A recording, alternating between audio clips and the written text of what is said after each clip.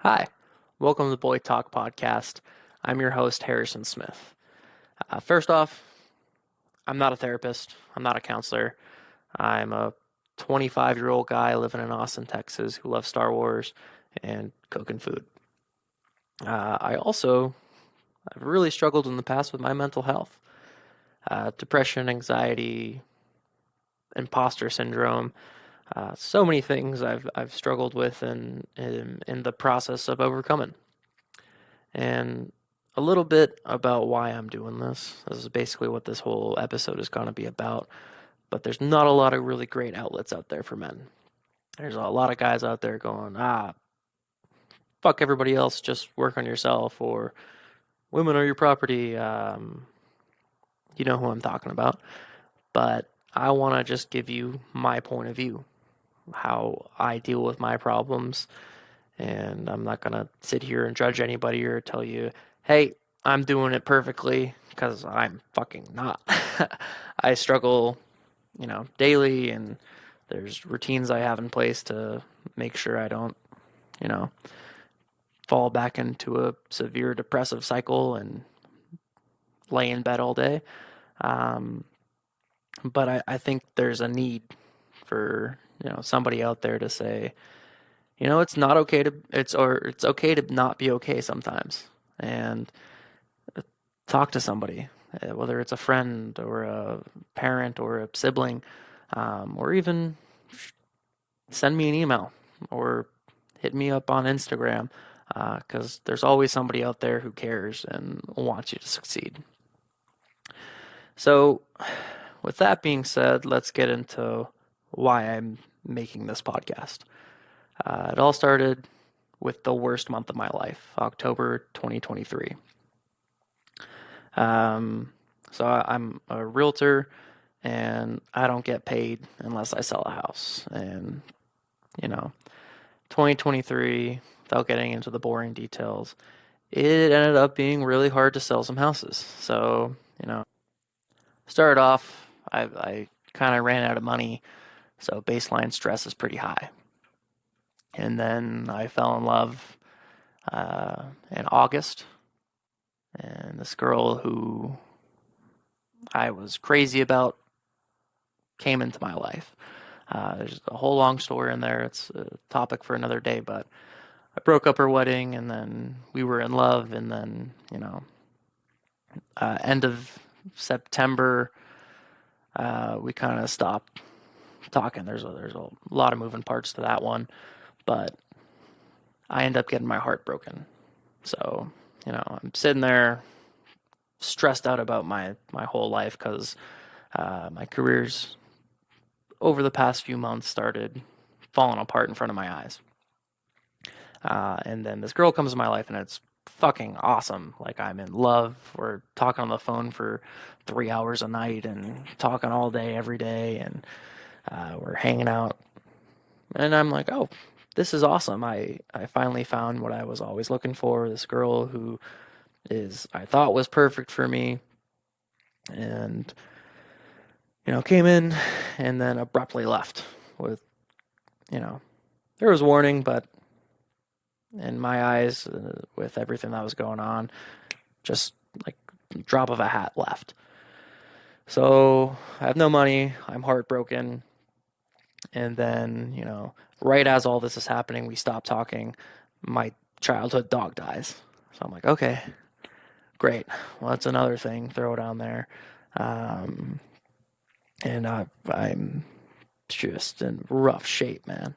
I'm not getting out of bed, and I'm trying to work, but there's no work to be done because nobody wants to buy or sell a house. So I'm tried throwing myself into work, and it just made me feel worse. And I try to go for a run one of these mornings.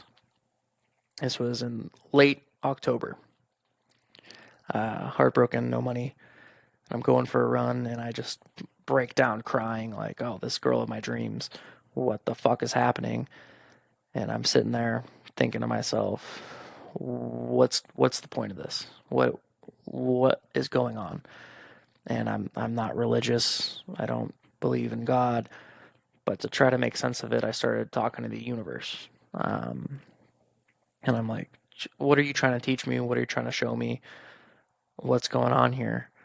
And as I'm going on my run, I slow to a walk and I'm talking to the universe, and I start getting really angry. Like, really, universe, you're gonna, kill my dog, make my career fall apart, bring the girl of my dreams into my life, and then, 4 or 5 weeks later, rip her away from me. Like, fuck you. Well, okay, yeah, you want to give me more? Give me more. I can take it. I can fucking take it. And then that night I get sick. So I'm like, oh, of course. I'm sick. So I had strep. I went to the CVS and I was like, hey, give me medicine. They gave me some antibiotics. And 3 or 4 days later, I'm sitting in bed, can't do anything, just feeling like shit. And I'm like, I'm only getting worse. My throat feels so much worse right now. And then when it did, I have a fever. So I go back to CVS. I'm like, hey, give me a different treatment. And they go, you need to go to the ER right now. I was like, oh, Christ. So I go to the ER, and they gave me a CAT scan because I thought I might have something in my throat that I'd have to go get emergency surgery. Didn't have that, but I was in there for about 3 hours. And when they came back with their CAT scan results, they're like, hey, great news, you're fine. Your strep throat just elevated tonsillitis. Here's some steroids. Here's some higher antibiotics. And oh, one more thing. I was like, okay. And the doctor pulls that little fucking rolly chair up to me. He takes his mask off and he goes, we found a 2.3 centimeter growth on your lymph node and a 1.9 centimeter growth on your thyroid. Okay, great. Wasn't thinking about it. I was like, all right, this is cool. And he was like looking at me like, well, what's going on? Why are you thinking about that? Or what do you think about that? I was like, all right, dude, can I go home? I'm tired. It's like 1 a.m. And then he goes, okay, well, if there's even a 5% chance it's cancer, you need to get that looked at. I was like, okay, man, whatever. Like, I didn't think about it. I was like, yeah, great, man. I'll get the fucking ultrasound. And then he seemed more distraught than I did because I wasn't even thinking about it. I'm like, dude, I'm sick. I'm tired. I'm heartbroken. I don't know if I'm going to be able to afford this ER trip. Just let me go home and sleep. And I get in the car and I call my best friend. I'm like, they told me I might have cancer. And he goes, oh, that's weird. And that's kind of where we left it. And I didn't think about it the next morning. Still sick, obviously. And I made a joke about it. And my buddy was like, that's not very funny. Like, let's not joke about possibility of cancer. I was like, dude, relax. And then a couple hours later, it really hit me. Like, oh, fuck. I might legitimately have cancer. And, that's a pretty weird thing to think about. It's like getting in a car accident or something like that. You're like, oh, yeah, it happens, but it's not going to happen to me. Why would I ever stress about that? And then everything just kind of crashed down on itself where I was having panic attacks every minute. I was like, oh, great, I'm heartbroken, might have cancer, my fucking dog is dead, and I don't have any goddamn money. What the fuck am I supposed to do? And I didn't know what to do. And so I turned my phone off for a few hours and I'm just sitting there trying to distract myself with TV or, you know, eating, but because I was heartbroken, I wasn't eating. And then you throw this on your zero appetite, just sick and freaking out. And when I finally turned my phone back on, it was one of my listings. The seller was kept calling me. She fired me a couple weeks before, and then she's like, "Hey, you need to sign this paper." I'm like, "No, it's fine. Just text me these words, and it's good. Like I've already ripped up the listing agreement, and then she just kept yelling at me like, "No, you need to do this." I'm like, "Dude, you already fired me, and I got her like 70,000 more than what she was asking for, and she still fired me." So that tells you a little bit about her. And I'm like, I can't think about this right now. So just I'll do whatever you want. Just leave me alone, please.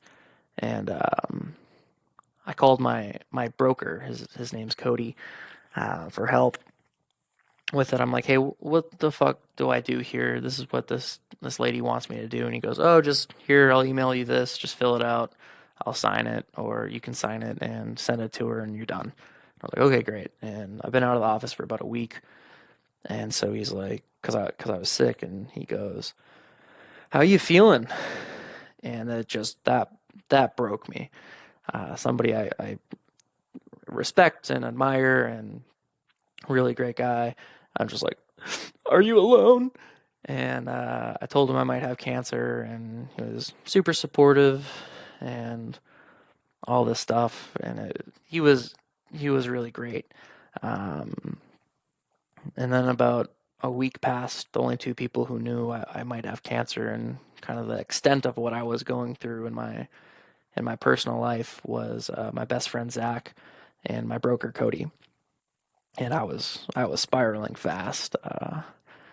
It was raining a lot here, and I remember I'd come home from something and it was pouring, so I just put my jacket on and go sit out in the rain and cry. And I did that a few times, which, fuck, how sad is that? Just drinking a beer outside in the cold and rain. God, it's kind of nice actually. It wasn't too bad, but I was spiraling out of control, and I was eating maybe 200 calories a day. I'd force myself to eat something, and just I lost interest in everything. Um, so I was sitting there freaking out one day, and Zach calls me to check in on me, and he's like, "Did you tell anybody about this?" I'm like, "No, just basically you and one other guy." And he goes, "You really have to start talking about this." And so, you know, I do, and started off with just my family. And the reason I didn't want to tell anybody is because it's like, oh, if this probably isn't cancer, I don't want to stress anybody out. I don't want people to worry about me, uh, in case it's nothing. When in reality, there is a lot to worry about, not just with the cancer, but with me personally, what was going on in my head. Because it wasn't good. Um, but I slowly started telling people. I told you know my brothers and my parents, and you know telling them is pretty weird because those people so close to you, they immediately try to make you feel better and also themselves better, and everybody kind of handles it in a different way. And my mom immediately jumped into, this is what we have to do. What's next? Who are your doctors? Well, I'm going with you. And I'm like, I can't handle that. And then my brothers or my older brother and my dad were like, oh, yeah, you're fine. No worries. And I was like, okay. Then my little brother was, that sucks. Let me know how everything goes. If you need to talk, I'm here for you. So, that was getting out of that. I was like, oh, I don't know if I want to tell everybody. This is still pretty weird for me. And then I started, it did make me feel better, getting it off my chest and having the people who love me, know about it and there for me. And then I started telling all of my close friends. And, um, you know, my girlfriends, they were all super supportive and, hey, I'm here for you. What do you need? XYZ. And, sometimes you don't want that either. And then I started telling all of my guy friends. And then something really, really beautiful happened. Um, Fuck, that was really hard. It was Guys, we have like three ways of handling it. It's one, you just make a joke about it. That's what my older brother did. He goes, "Oh, I got bad news too. My girlfriend might be pregnant," and I was like, "Dude, don't." Is she really? And he's like, "No." I'm like, "Not the time to make that joke." And that was uncomfortable. And right before I told my older brother too, I just found out the girl who broke my heart. I was already talking to like a bunch of guys, so I was in a bad shape. And then one of my other buddies, he just goes, "Oh, dude, yeah, that's just herpes." I was like, "What?" He's like, "Yeah, yeah, I gave you herpes." I was like, "Shut up, Jaime." Um, and then other guys will go, "Wow, okay, well, let me know what happens. That sucks." But a few of my really close friends, um, they really opened up as well. And they were, "Hey, whatever you need, I'm here for you. Like, what do you need? Let's go get lunch. Let's talk. We don't even have to talk about it. Let's just hang out." And the really, really amazing part was when I would tell my friends, and then they would open up in a completely new way and talk about their problems and go, "Hey, yeah, well, I'm really dealing with this," and that was amazing. That was really, really cool to see my friends do that. Um, and that, there's one of my friends who's the most closed off friend I have, and I told him, and then he was like, "Oh, okay," and didn't happen immediately, but the more we talked about it, the more he was really opening up and getting more comfortable being a little bit uncomfortable. And that's where this all came from. It's okay for us to not be okay. It's okay for us to call up a friend and go, "Man, I'm not okay because this life is fucking hard, man. It's really hard. There's nothing easy about it. It will break you down, and the only way to get through it is to stand back up and remember no man is an island. Um, we all have our struggles out there, and to get through it, sometimes you got to lean on a friend, and really, you got to talk um, or write. This isn't sponsored or anything, but BetterHelp's a great way to do it. If you're uncomfortable talking to your friends, start with a therapist.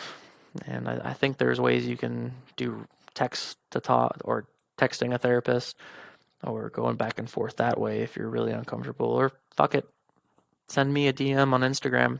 I'll be there. Um, so it's really important for us to start getting comfortable being uncomfortable. And this podcast, this is maybe the 50th, 60th take I've done this.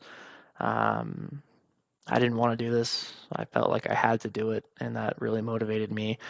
And then telling people, the right people, that I was thinking about doing it and getting that encouragement and making the jokes and making it fun and not too bad to palate is really important. So that's why I'm doing this. And I'll leave you with this. There's this guy I really love. His name's Simon Senik. He does like a corporate, you know, motivational summits and all that stuff. And I've followed him for a really long time.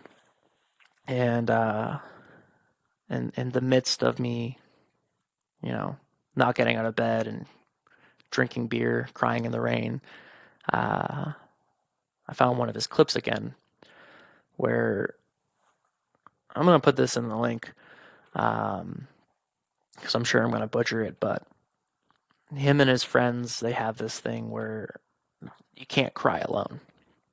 If you feel yourself about to start crying, um, him and his friends group, they call their friends and go, "Hey, this is really messing with me.